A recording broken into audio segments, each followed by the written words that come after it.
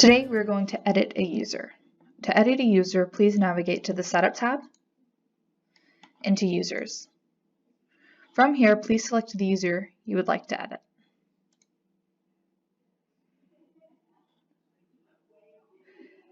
You may change the first name, the last name, the email, phone number, user type depending on your clearance level,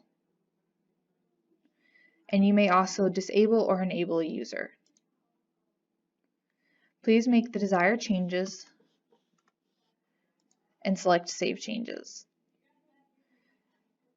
Once this is completed, a green bar will pop at the top that says user was successfully updated. You have now edited a user. For more information or general questions, please contact helpdesk@geoforce.com.